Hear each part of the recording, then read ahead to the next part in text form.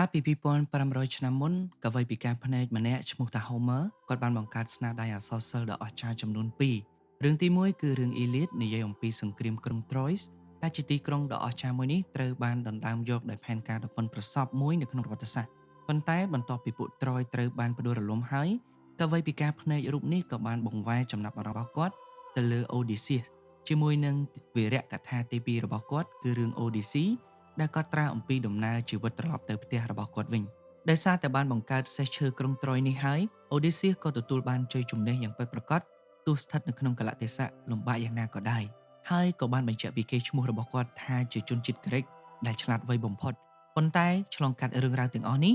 Odysseus ក៏ប្រាថ្នាចង់បានតែរឿងមួយគត់គឺបានវិលត្រឡប់ទៅស្រុកកំណើតរបស់គាត់វិញនៅអ៊ីតាកាដែលជាកន្លែងដែលគាត់អាចជួបជុំជាមួយនឹងប្រពន្ធរបស់គាត់ឈ្មោះថា Penelope និងកូនប្រុសរបស់គាត់ឈ្មោះថា Telemachus ប៉ុន្តែខណៈពេលដែលគ្រួសាររបស់គាត់កំពុងតែរង់ចាំការវិលមកវិញរបស់គាត់ដំណើរទៅផ្ទះរបស់ Odysseus គឺត្រូវចំណាយពេលរហូតដល់10ឆ្នាំពេញ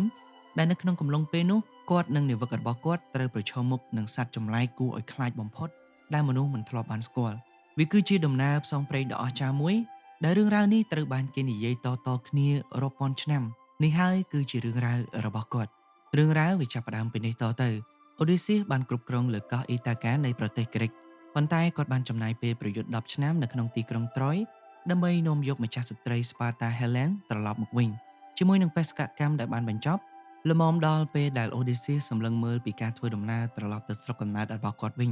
ជាកន្លែងដែលប្រពន្ធរបស់គាត់និងកូនប្រុសរបស់គាត់កំពុងតែរង់ចាំដោយប្រមូលកងនាវារបស់គាត់នៅលើឆ្នេរសមុទ្រ Troy Odysseus ក៏បានចេញក្តោងដោយក្តីរំភើបដែលនៅទីបំផុតគាត់បានត្រឡប់ទៅផ្ទះវិញដែលក្រុងត្រុយបានក្លាយទៅជាគំនរបាក់បែកអស់ទៅហើយដូច្នេះពួកគេត្រូវតែធ្វើដំណើរទៅទិសខាងជើងជាមុនវិញទើបអាចស្វែងរកស្បៀងអាហារបានដែលបានចូលចតនៅលើឆ្នេរសមុទ្រអ៊ីស្មារ៉ាដែលជាផ្ទះរបស់ពួកស៊ីកូនៀនហើយពួកស៊ីកូនៀននេះហើយដែលជាកុលសម្ព័ន្ធត្រេសៀនដែលធ្លាប់ចូលដៃចូលជើងប្រយុទ្ធនៅខាងពួកត្រុយនៅពេលដែលកំពុងតែប្រមូលស្បៀងដែលពួកគេត្រូវការអូឌីសៀសនិងកូនចៅរបស់ពួកគាត់ត្រូវបានគេវាយប្រហារដោយពួកស៊ីកូនៀន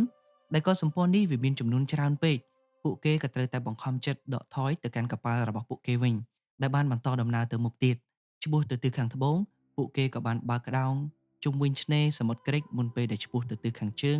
សម្ដៅទៅលើកោះអ៊ីតាកា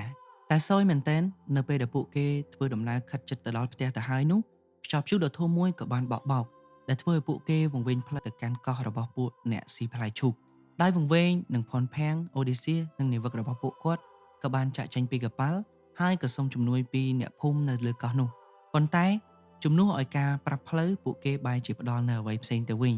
នោះគឺជាផ្លែឈូកដែលមានដុះជាច្រើននៅលើកោះមួយនោះដែលអូឌីសៀមិនបានដឹងតាមពិតទៅផ្លែឈូកនេះគឺវាមានផ្ទុកនូវសារធាតុញៀនដ៏ខ្លាំងក្លាដែលធ្វើឲ្យអ្នកណាដែលបានហូបវាហើយក៏ដេកលក់បំភ្លេចពីអតីតកាលរបស់ពួកគេហើយចង់រស់នៅលើកោះនោះជារៀងរហូតនៅពេលដែលនាវិករបស់គាត់ជាច្រើនចាប់ផ្ដើមដួលដេកអូឌីសៀក៏បានដឹងពីគ្រោះថ្នាក់នៃផ្លែឈូកនេះហើយក៏ប្រញាប់ហាមឃាត់មិនឲ្យមានការហូបវាទៀតទេគាត់ក៏បានជួយសង្គ្រោះមិត្តភ័ក្តិដែលកំពុងតែដេកលក់ហើយក៏សែងពួកគេទៅកាន់កប៉ាល់រួចក៏គេចចេញយ៉ាងលឿនទៅកាន់សមុទ្រវិញដោយសារតែពួកគេត្រូវខ្យល់បោកខុសផ្លូវអូឌីសៀនិងកងនាវារបស់គាត់ក៏ត្រូវនៅលើសមុទ្រយូរជាងការរំពឹងទុកហើយពេលនេះស្បៀងអាហាររបស់ពួកគេក៏ជិតអស់ហើយនៅពេលដែលឈប់នៅលើកោះដំបងដែលពួកគេបានប្រទះពួកគេក៏បានឃើញជំរំអ្នកកងវិលជាមួយនៅទីឆ្ងាយអូឌីសៀក៏បានរើសយកអ្នកចម្បាំងមួយក្រុមតូចឲ្យទៅជាមួយគាត់ដែលយកស្រាជាច្រើនធុងទៅដោះដូរក្រុមនាវិកដែលកំពុងតែឃ្លានមានការត្រេកអរយ៉ាងខ្លាំងនៅពេលដែលពួកគេបានឃើញឈីសនិងសាច់ជាច្រើនសន្ធឹកសន្ធាប់នៅក្នុងល្អាងក្បែរវងជៀមនោះមិនចាំយូរអ្នកចម្បាំងទាំងនោះក៏បានយកអាហារមកញ៉ាំប៉ុន្តែមិនយូរប៉ុន្មានម្ចាស់ល្អាងក៏ត្រឡប់មកវិញនោះគឺយក្ស Cyclops ឈ្មោះ Polyphemus ដែលជាកូនប្រុសរបស់ព្រះសមុទ្រ Poseidon យក្សនោះបានយកផ្ទាំងថ្មដ៏ធំមួយមកបិទច្រកចូលល្អាងដែលមិនខ្វល់ពីការស្រែកប្រាប់របស់អូឌីសៀថាពួកគេមកទីនេះតាមពិតដើម្បីសុំដោះដូរទំនិញនោះទេ Polyphemus ក៏បានចាប់អ្នកចម្បាំងពីរនាក់ច្របាច់ពួកគេឲ្យស្លាប់នៅក្នុងកណ្ដាប់ដៃរបស់វារួចស៊ីសាកសពរបស់ពួកគេបន្ទាប់មកវាក៏បានចេញពីមាត់ល្អាងទៅបាត់ទៅដោយត្រឡប់មកវិញជារៀងរាល់ព្រឹកនិងល្ងាចដើម្បីស៊ីមនុស្សដែលនៅសេសសល់ដែលដឹងថាស្ថានភាពកំពុងតែយ៉ាប់យ៉ឺនអូឌីសៀក៏បានរៀបចំផែនការដ៏ឈ្លាសវៃមួយដើម្បីរត់គេចគាត់ក៏ដឹងច្បាស់ណាស់ថាគាត់មិនអាចប្រើកម្លាំងបាយយកឈ្នះយក្ស Polyphemus នោះបាននោះទេ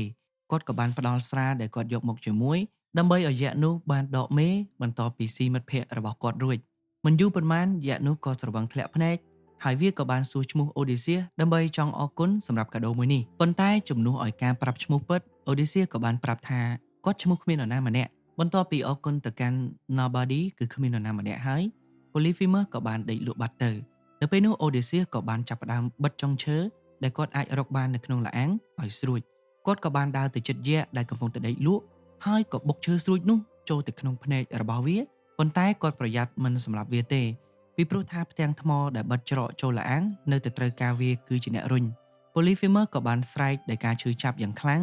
រហូតដល់យក្សសាយក្លប់ផ្សេងទៀតនៅលើកោះប្រញាប់មកកាន់ល្អាងមួយនេះពួកគេក៏បានស្រែកសួរទៅកាន់ Polyphemus ថា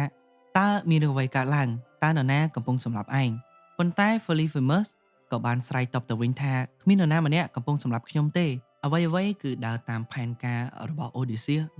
100% ហើយពួកយក្សសាយក្លប់ផ្សេងទៀតក៏នាំគ្នាចាក់ចេញទៅវិញយ៉ាងងឿងឆ្ងល់ទោះបីជា Polyphemus ខ្វាក់ភ្នែកក៏ដោយក៏ក្រុមរបស់ពួកអូឌីសៀសក៏នៅតែមិនអាចរុញផ្ទាំងថ្មដ៏ធំចេញពីច្រកចូលបានដែរអូឌីសៀសក៏បានបង្កើតផែនការមួយទៀតគឺនៅពេលដែល Polyphemus រុញផ្ទាំងថ្មទាំងអស់នោះទៅវិញនៅពេលព្រឹកបន្ទាប់ដើម្បីឲ្យជាមរបស់ពួកគេចេញស៊ីស្មៅវាមុខជាស្ទាបសត្វនីមួយៗនៅពេលដែលពួកវាដើរកាត់ដើម្បីឲ្យប្រកាសចិត្តថាមិនមែនជាមនុស្សក៏ប៉ុន្តែអូឌីសៀសនិងកូនចៅរបស់ពួកគាត់គឺឆ្លាតមែនទែនដែលពួកគាត់បានចងខ្លួនឯងនៅពីក្រោមពោះជាមទាំងនោះដែលអាចឲ្យពួកគេចេញផុតដោយសុវត្ថិភាពនៅពេលដែលទៅដល់កប៉ាល់ពួកគេក៏បានរត់គេចចេញពីកោះនោះដោយជោគជ័យខណៈពេលដែល Polyphemus បានគប់ផ្ទាំងថ្មសម្ដៅទៅរកពួកគេនៅពេលដែលពួកគេបានបើកក្តោងចេញអូឌីសៀសក៏បានធ្វើកំហុសដ៏ធំមួយដោយសារតែបានជ័យជំនះអពេកភ្លេចខ្លួនគាត់ក៏បានស្រែកទៅប្រាប់យក្សនោះវិញថាឈ្មោះរបស់គាត់មិនមែនជា Nobody ទេមិនមែនជាគ្មាននរណាម្នាក់នោះទេប៉ុន្តែគាត់គឺជា Odysseus ដែលជាវីរបុរសដ៏ល្បីល្បាញនៅក្នុងសង្គ្រាមក្រុង Troy អូឌីសៀសមិនបានដឹងទេថារឿងនេះនឹងធ្វើឲ្យ Polyphemus អាចយកមកប្រាប់ឈ្មោះអ្នកដែលវាប្រហារវាទៅកាន់ឪពុករបស់វាបាន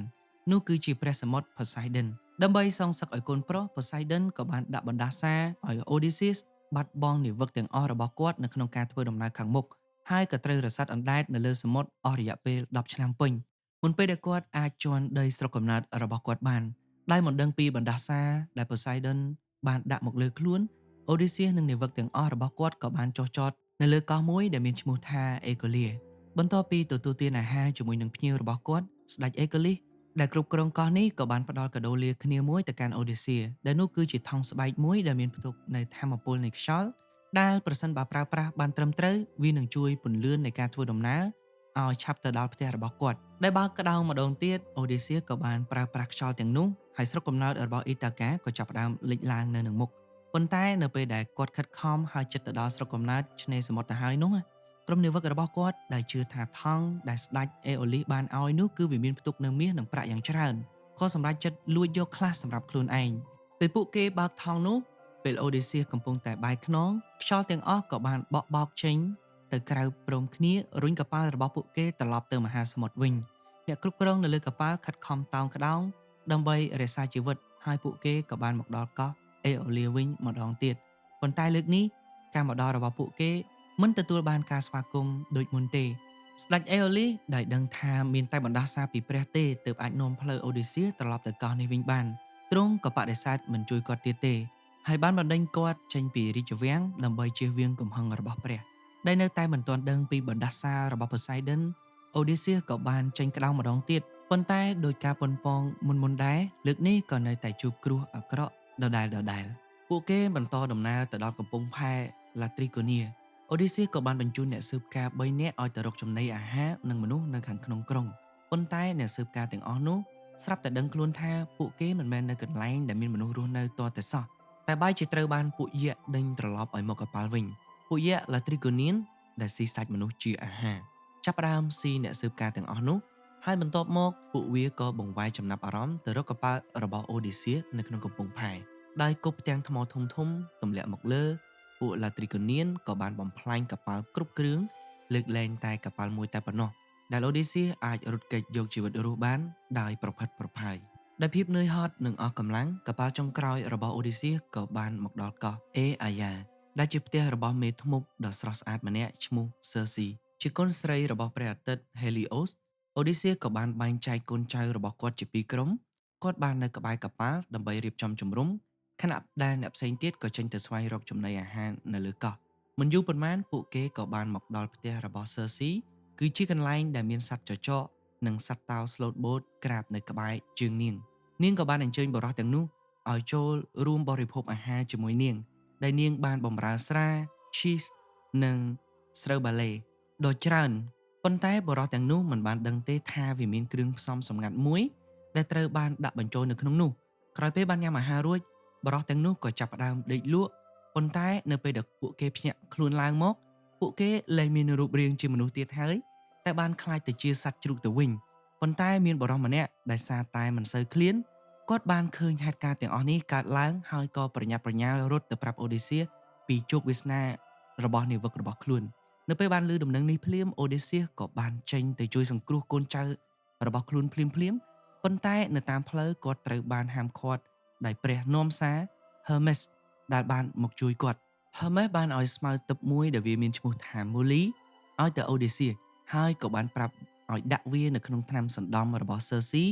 ដើម្បីកុំឲ្យរងឥទ្ធិពលពីមន្តអាគមរបស់នាងដែលយកស្មៅ Molly តាមខ្លួនអូឌីសៀក៏បានចូលទៅជិត Cersei ហើយក៏បានចាប់ផ្ដើមញ៉ាំអាហារជាមួយនាង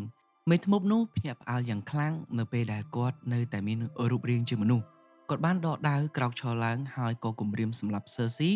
ប្រសិនបើនាងមិនប្រែក្លាយកូនចៅរបស់គាត់ឲ្យទៅជាមនុស្សវិញទេដែលមានដាវផ្អឹបទៅនឹងក Cersei ក៏យល់ព្រមភ្លាមហើយជ្រូកនៅក្បែរជើងរបស់នាងក៏ខ្លាចទៅជាមនុស្សទាំងអស់វិញដែលចាប់អារម្មណ៍ទៅនឹងភាពក្លាហានរបស់ Odysseus Cersei ក៏បានអញ្ជើញគាត់ទៅបន្ទប់ដេករបស់នាងហើយអ្នកទាំងពីរក៏មានកូនប្រុសម្នាក់ឈ្មោះថា Telegonis បន្ទាប់ពីស្នាក់នៅលើកោះនេះអស់រយៈពេលពេញ1ឆ្នាំ Odysseus ក៏បានសម្រេចចិត្តថាជិតដល់ពេលដែលត្រូវចាកចេញហើយក៏ប៉ុន្តែនៅពេលដែលគាត់ចាប់ផ្ដើមរៀបចំបើកក្តោង Cersei ក៏បានណែនាំឲ្យគាត់ធ្វើដំណើរទៅកាន់ឋាននរកដែលជាកន្លែងហោរាឈ្មោះថា Teresia គាត់អាចផ្ដល់ដំបូន្មានគាត់ពីរបៀបរស់រានមានជីវិតពីឧបសគ្គជាច្រើនដែលកំពុងតែរងចាំគាត់នៅកណ្ដាលសមុទ្រដែលធ្វើតាមដំបូន្មានរបស់ Cersei Odysseus ក៏បានធ្វើដំណើរទៅទិសខាងលិចរហូតទៅដល់ចុងបញ្ចប់នៃពិភពលោកដែលជាកន្លែងដែលមានច្រកចូលទៅកាន់ឋាននរកដោយបញ្ចប់ពិធីបូជាយញ្ញនៅច្រកចូល Odysseus ក៏បានហៅវិញ្ញាណអ្នកស្លាប់មកហើយហោរាខ្វាក់ភ្នែកម្នាក់ដែលមានឈ្មោះថា Teresia ក៏បានលេចមុខឡើងគាត់បានប្រមានថា Odysseus និងនាវិករបស់គាត់នឹងទៅដល់កោះរបស់ព្រះអាទិត្យ Helios នៅក្នុងពេលឆាប់ៗនេះហើយពួកគេមិនត្រូវស៊ីសត្វគោរបស់ព្រះអង្គឡើយប្រសិនបើពួកគេចង់ត្រឡប់ទៅផ្ទះវិញទាំងរស់ប៉ុន្តែប្រសិនបើពួកគេធ្វើបាបសត្វគោទាំងនោះតាមវិធីសាស្ត្រណាមួយក្តីសេចក្តីស្លាប់នឹងចូលមានជាក់ជាមិនខានដោយអរគុណដល់ហោរារូបនេះ Odysseus ក៏បានចាក់ចេញតាមកប៉ាល់របស់គាត់ដោយតាំងចិត្តយ៉ាងមុតមមថានៅពេលទៅដល់ទីនោះនឹងគ្មាននរណាម្នាក់ហ៊ានប៉ះពាល់គោរបស់ព្រះអាទិត្យឡើយប៉ុន្តែមិនយូរប៉ុន្មានបន្ទាប់ពីចេញក្តោង Odysseus និងកូនចៅរបស់គាត់បានចាប់ផ្ដើមឮសំឡេងភ្លេងដ៏ពិរោះរណ្ដំព្រោះកប៉ាល់របស់គាត់កំពុងតែឆ្លងកាត់ផ្ទះរបស់ Siren ដែលជាសត្វចម្លែកដ៏ទាក់ទាញដែលអាចទាក់ទាញអ្នកដើរតាមសមុទ្រឲ្យស្លាប់ដោយសារតែចម្រៀងដ៏មានមន្តស្នេហ៍របស់វាទោះបីជាយ៉ាងណាក៏ដោយលើកនេះ Odysseus បានត្រៀមខ្លួនរួចជាស្រេចដោយចងចាំនៅដំបូន្មាន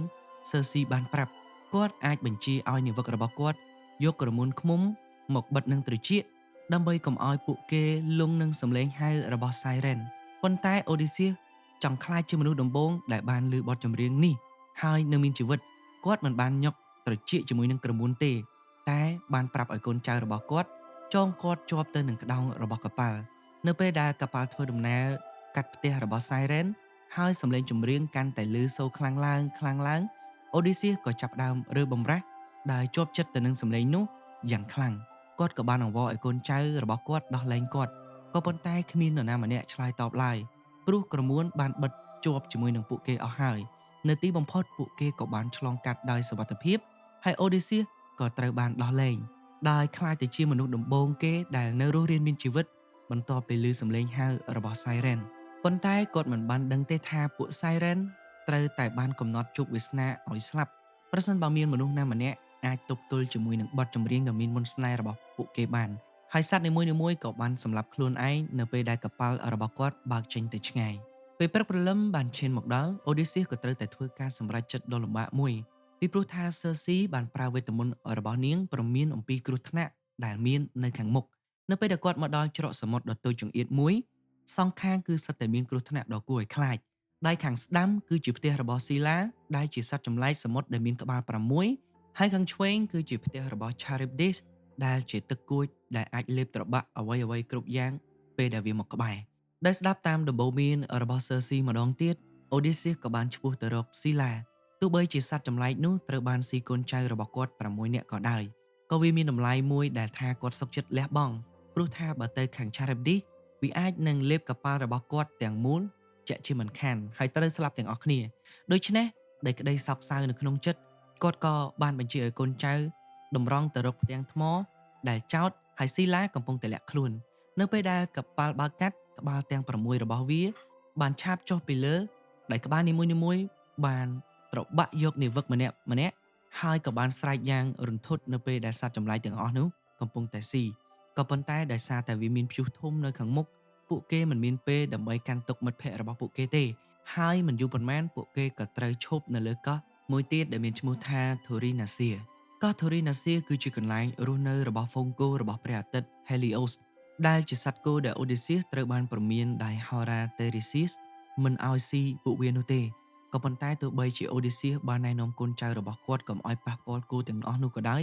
វាមិនមែនជារឿងងាយស្រួលសម្រាប់ពួកគេនៅក្នុងការធ្វើតាមបញ្ជារបស់គាត់ឡើយព្រោះខ្យល់ព្យុះក៏បានធ្វើឲ្យពួកគេជាប់គាំងនៅលើកោះនេះជិត1ខែដែលស្បៀងអាហារជិតអស់រលីងក្រុមនាវិកដែលកំពុងស្ថិតនៅក្នុងភាពស្រេកឃ្លានយ៉ាងខ្លាំង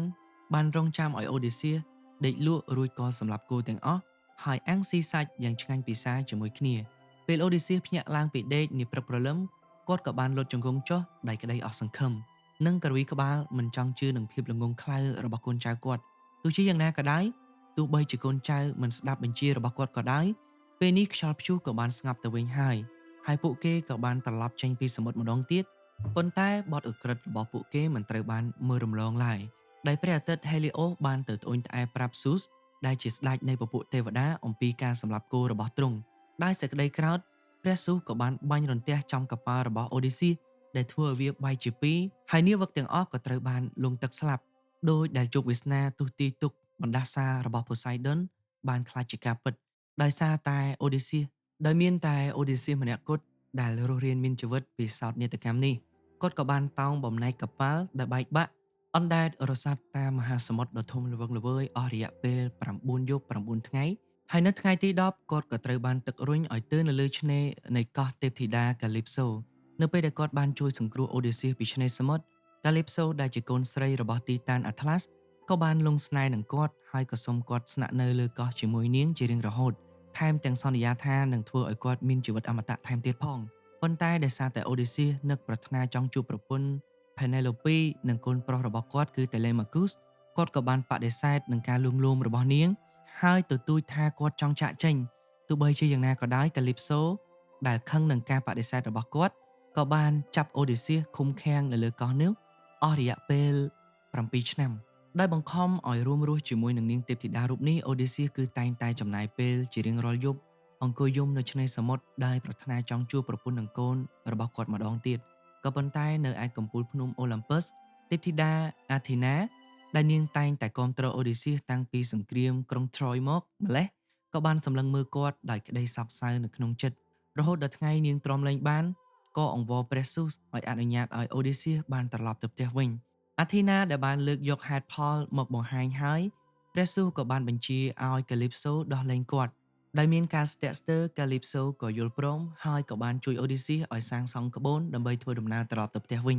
ប៉ុន្តែនៅពេលដែលគាត់ខិតជិតដល់ស្រុកកំណើត Poseidon ក៏បានដឹងពីការរត់គេចរបស់ Odysseus ហើយក៏បានបង្កើតខ្យល់ព្យុះដើម្បីបំផ្លាញក្បូនរបស់គាត់ដោយស៊ូប្រឹងយ៉ាងត្រដាប់ត្រដួស Odysseus ក៏បានហែលទឹករហូតទៅដល់កោះ Scheria ដែលគាត់បានដើរទៅដល់ឆ្នេរទាំងអាក្រាតកាយមុនពេលដែលគាត់ដួលដេកលក់បាត់ទៅកោះ Scheria គឺជាទឹកដីរបស់ជនជាតិ Phaeacian ដែលគ្រប់គ្រងដោយស្ដេច Alcinous និងព្រះមហាក្សត្រយានី Arete មួយថ្ងៃបន្ទាប់មានការមកដល់របស់ Odysseus កូនស្រីរបស់គាត់ឈ្មោះថា Nausicaa ក៏បានចុះទៅសមុទ្រជាមួយនឹងអ្នកបម្រើដើម្បីបោកសម្លៀកបំពាក់ស្រាប់តែប្រទះឃើញនឹង Odysseus ឈរអាក្រាតកាយនៅលើឆ្នេរដែលមានការភ្ញាក់ផ្អើលនឹងឃើញបរិះអាក្រាតកាយអ្នកបម្រើរបស់នាងបានរត់បែកញែកគ្នាទាំងភ័យខ្លាច ក៏ប៉ុន្តែនូស៊ីកាដែលទទួលបានភាពក្លាហាននិងការជំរុញទឹកចិត្តពីទេពធីតាអាធីណាក៏បានឈរនៅស្ងៀមហើយឲ្យសម្លៀកបំពាក់ខ្លះទៅកាន់អូឌីសៀសនូស៊ីកាក៏បានណែនាំគាត់ឲ្យត្រឡប់ទៅរាជវាំងរបស់នាងវិញដែលជាកន្លែងដែលនាងបានណែនាំគាត់ឲ្យស្គាល់ឪពុកម្ដាយរបស់នាងដែលអញ្ជើញជនចម្លែកនេះឲ្យចូលមកខាងក្នុងស្ដេចនិងមហាក្សត្រយ៉ានីក៏បានសុំឲ្យអូឌីសៀសរួមតុអាហារជាមួយពួកគេមុនពេលរីករាយនឹងការកម្សាន្តដែលរៀបចំដោយ Demidocus ដែលជាកវីម្នាក់ដ៏ល្បីល្បាញខាងបទចម្រៀងដែលបំផុសគំនិតដោយពួកទេវតាពេលរាត្រីក៏ឈានមកដល់ស្ដេចក៏បានសួរអូឌីសៀសឲ្យប្រាប់ឈ្មោះនិងប្រវត្តិរបស់គាត់ក៏ប៉ុន្តែអូឌីសៀសក៏បានស្ទាក់ស្ទើរនៅក្នុងការប្រាប់ឈ្មោះរបស់គាត់បន្ទាប់ពីវាធ្លាប់បណ្ដាលឲ្យមានបណ្ដាសារបស់ Poseidon ហើយគាត់ក៏ព្យាយាមបញ្ជាសំណួរនេះដោយងាកទៅនិយាយអំពីទស្សនវិជ្ជាដ៏អស្ចារ្យអ្វីដែលគាត់បានឃើញនៅក្នុងដំណើររបស់គាត់វិញបន្ទាប់ពីពិធីជប់លៀងដ៏ធំ Demidocus ក៏ចាប់ផ្ដើមលេងភ្លេងយ៉ាងពីរោះដោយច្រៀងអំពីព្រះនៃ Olympus ក៏ប៉ុន្តែមិនយូរប៉ុន្មានការចាប់អារម្មណ៍របស់កវីក៏ងាកទៅរករឿងរ៉ាវនៃក្រុង Troy គាត់បានច្រៀងអំពីវីរបុរសជាច្រើនអំពី Achilles អំពី Agamemnon និងអំពី Odysseus ដ៏ល្បីល្បាញដែលជាអ្នកបង្កើតសេះឈើនិងជាជនជាតិក្រិកដែលឆ្លាតវៃជាងគេបំផុតដែលកោតសរសើរចំពោះរឿងសេះឈើក្រុង Troy អំពីរបៀបដែលបុរសម្នាក់ដ៏ឆ្លាតវៃអាចបញ្ឆោតពួក Troy បានទស្សនិកជនក៏ចាប់ផ្ដើមទះដៃអបអរសាទរប៉ុន្តែអូឌីសៀសដែលគិតដល់តែមិត្តភ័ក្តិគាត់ជាច្រើនដែលបានបាត់បង់គាត់ក៏បានយកអាវធំរបស់គាត់មកបាំងមុខហើយក៏ចាប់ផ្ដើមយំជូតទឹកភ្នែកទោះបីជាយ៉ាងណាក៏ដោយពេលស្ដេចបានលើសំឡេងយំរបស់អូឌីសៀសទ្រង់ក៏មានការសង្ស័យហើយក៏សួរពីអត្តសញ្ញាណរបស់បុរសនេះដោយរំជួលចិត្តដែលរឿងរ៉ាវរបស់គាត់ត្រូវបានគេនិយាយតៗគ្នាពាសពេញផែនដីនិងដែលលំនឹងការច្រៀងដ៏ពិរោះរបស់កវីគាត់ក៏បានបង្ហើបថាគាត់ឈ្មោះអូឌីសៀសជាវីរបុរសដ៏ល្បីល្បាញនៃសង្គ្រាមក្រុង Troy ក៏ប៉ុន្តែជំនួសឲ្យការត្រឡប់ទៅផ្ទះវិញបន្ទាប់ពីចំនួននោះអូឌីសៀសក៏បានពន្យល់ថាគាត់បានរសាត់អណ្ដែតនៅមហាសមុទ្រអស់រយៈពេលជិត10ឆ្នាំពេញដែលរាល់ការប៉ុនប៉ងត្រឡប់ទៅស្រុកកំណើតគឺសុទ្ធតែបញ្ចប់ទៅដោយសោកនាដកម្មដែលស្ងើចសរសើរនឹងសាច់រឿងនេះនឹងមានកិត្តិយសដែលមានវីរបុរសដ៏អស្ចារ្យម្នាក់នៅចំពោះមុខស្ដេចនិងមហាក្សត្រយ៉ានីបានធ្វើអ្វីគ្រប់យ៉ាងដើម្បីជួយគាត់ព្រឹកបន្ទាប់អូឌីសៀសក៏បានភ្ញាក់ឡើងហើយឃើញកប៉ាល់មួយនៅចំពីមុខកំពង់ផែដែលពោរពេញទៅដោយមាសនិងប្រាក់ព្រមទាំងមាននាវិកត្រៀមខ្លួនជាស្រេចដើម្បីជួយគាត់ឲ្យត្រឡប់ទៅផ្ទះវិញពេលបើកក្តោងចេញអូឌីសៀសក៏បានថ្លែងអំណរគុណទៅដល់ស្ដេចនិងមហាក្សត្រយ៉ានីកែវភ្នែករបស់គាត់សម្លឹងមើលយ៉ាងមុតមមទៅរកស្រុកកំណើតរបស់គាត់20ឆ្នាំបន្ទាប់ដែលគាត់បានចាក់ចេញពីផ្ទះនៅទីបំផុតអូឌីសៀសក៏បានជន់អ៊ីតាកាវិញដោយត្រៀមខ្លួនជាស្រេចដើម្បីជួបប្រពន្ធនិងកូនប្រុសរបស់គាត់ម្ដងទៀតប៉ុន្តែអាធីណាដែលដឹងថាស្រុកកំណើតរបស់គាត់លែងដូចកាលពីគាត់ចាក់ចេញទៅនាងក៏បានប្រមានអូឌីសៀសអំពីគ្រោះថ្នាក់ដែលកំពុងតែរងចាំនៅក្នុងរាជវាំងអាធីណាក៏បានប្រែក្លាយគាត់ឲ្យទៅជាបុរសសុំទានចាស់ម្នាក់ដើម្បីឲ្យអូឌីសៀសអាចចូលទៅក្នុងផ្ទះរបស់គាត់ដោយការបន្លំខ្លួនដោយសារតែ Penelope ដែលជាប្រពន្ធរបស់គាត់នៅម្នាក់ឯងអស់រយៈពេល20ឆ្នាំនាងក៏ត្រូវបានរំពឹងថានឹងរៀបការម្ដងទៀតដោយមានអ្នកចាយចង់មកពីទីជិតទីឆ្ងាយដើម្បីសុំស្នេហ៍ពីនាងបុរសជាង100នាក់កំពុងតែឡោមព័ទ្ធរាជវាំងរបស់អូឌីសៀសហូបអាហារនិងស្លៀកពាក់សម្លៀកបំពាក់របស់គាត់ទោះជាយ៉ាងណាក្តីកន្លងមក Penelope នៅតែរក្សាភាពស្មោះត្រង់ដែលមិនបោះបង់ក្តីសង្ឃឹមថាប្តីរបស់នាងនឹងត្រឡប់មកវិញឡើយដើម្បីជៀសវាងការរៀបការ Penelope ក៏បានបង្កើតផែនការដ៏ឈ្លាសវៃមួយដើម្បីពន្យាពេលអ្នកដែលចាយចង់ជាច្រើនរបស់នាងអស់រយៈពេលជាច្រើនឆ្នាំដែលនាងបានត្បាញសម្លៀកបំពាក់សម្រាប់បញ្ចុះសពឪពុករបស់អូឌីសៀសហើយក៏បានសន្យាថានឹងជ្រើសរើសស្វាមីថ្មីនៅពេលដែលវាត្បាញចប់ប៉ុន្តែរៀងរាល់យប់នៅពេលដែលសម្លៀកបំពាក់នោះជិតត្បាញរួចនាងតែងតែលួចស្រាយសរសៃអំបោះចេញវិញទាំងអស់ការបោកប្រាស់នេះបានអូសបន្លាយអស់រយៈពេល3ឆ្នាំទើបត្រូវគេចាប់បានហើយពេលនាងត្រូវបានគេបង្ខំឲ្យជ្រើសរើសអ្នកចាយចង់ម្នាក់ក៏ប៉ុន្តែដែលនាងមិនបានដឹងថាអូឌីសៀសបានមកដល់ក្បែរនៅក្នុងពេលឆាប់ៗនេះទេនៅពេលដែលធ្វើដំណើរទៅកាន់រាជវាំងគាត់បានឈប់ជាមុនសិននៅផ្ទះរបស់អ្នកបម្រើដ៏ស្មោះត្រង់បំផុតរបស់គាត់ឈ្មោះអេម៉ាអូសដែលក្តីត្រេកអរដែលបានជួបទៅនឹងស្ដេចរបស់ខ្លួនម្ដងទៀតអេម៉ាអូសក៏បានផ្ដល់អាហារនិងស្រាដល់អូឌីសៀសព្រមទាំងសន្យាថានឹងជួយដណ្ដើមយកផ្ទះរបស់គាត់មកវិញមិនយូរប៉ុន្មានក៏មានអ្នកម្នាក់ទៀតក៏បានចូលមកជាមួយពួកគេនោះគឺជា Telemachus ដែលជាកូនប្រុសរបស់ Odysseus ដែលទើបតែធ្វើដំណើរត្រឡប់មកផ្ទះវិញ បន្ទាប់ពីបានចេញទៅតាមរកឪពុកអស់រយៈពេលជាច្រើនខែ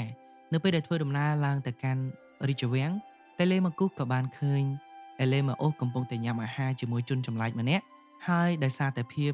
ឃ្លានបន្ទាប់ពីការធ្វើដំណើរដ៏វែងឆ្ងាយគាត់ក៏បានសុំឲ្យមិត្តរបស់គាត់ចូលរួមញ៉ាំអាហារនៅពេលល្ងាចនេះដែរក៏ប៉ុន្តែ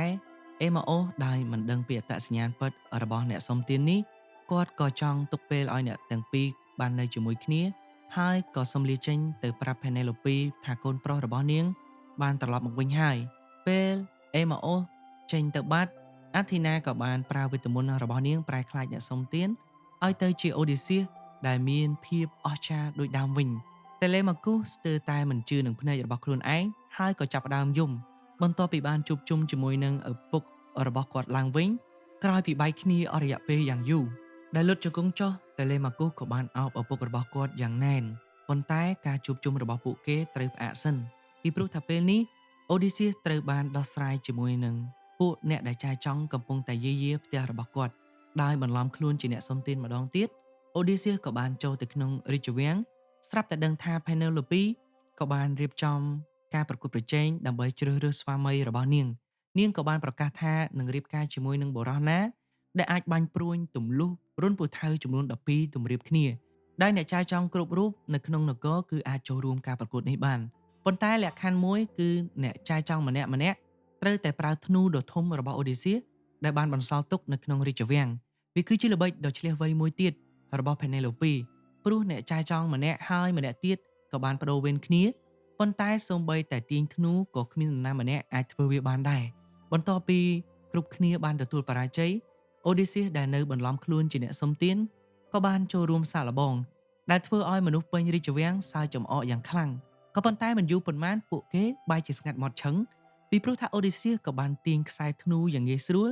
ដែលបាញ់តម្រង់ព្រួញទម្លុះរុនពូថៅទាំង12បានយ៉ាងល្អឥតខ្ចោះជាទីបំផុតប៉ុន្តែដែលឃើញការបំផ្លិចបំផ្លាញដល់ផ្ទះរបស់គាត់អូឌីសៀសមិនអាចអត់ទោសឲ្យអ្នកចាយចង់ទាំងអស់នោះបានទេដោយតម្រង់ព្រួញទៅរកពួកគេអូឌីសៀសក៏ចាប់ផ្ដើមបាញ់សម្លាប់ពួកគេម្ដងម្នាក់ហើយក៏មានការភ័យស្លន់ស្លោពួកអ្នកចាយចង់ក៏បាននាំគ្នាទៅរកអាវុធរបស់ពួកគេប៉ុន្តែទោះបីជាខិតខំរកយ៉ាងណាក៏ដោយក៏មិនឃើញដែរពីព្រោះថាតេលេម៉ាគូសក៏បានលាក់អាវុធរបស់ពួកគេតាំងពីពេលការប្រកួតកំពុងតែដំណើរការមកម្លេះ